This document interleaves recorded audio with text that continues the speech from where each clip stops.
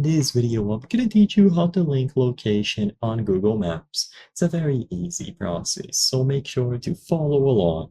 Linking any location through Google Maps is extremely simple.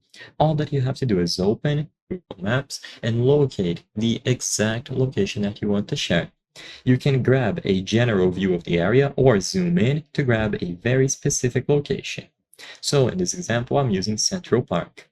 Once you locate the area that you will be sharing, at the bottom you will see details about it. So you can pinpoint an exact location, search using an address, and you will have this overview at the bottom, containing images, details about it, and so on, especially if it is an establishment.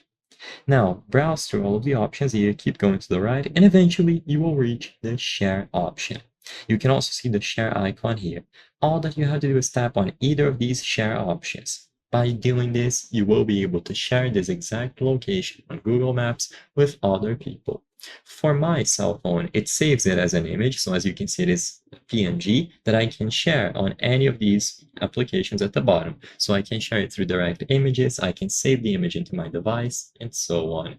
There are plenty of options for you to share, and on some phones, for example, an iPhone, you might see the option to copy the link. That also works. If you see copy link, you can grab the link, give it to another person, and if they use the link, they will be immediately redirected into Google Maps, where they can also see the exact location that you highlighted and shared. Super simple to do, and it works on the latest version of the Google Maps application. So if this video helped you, please consider subscribing.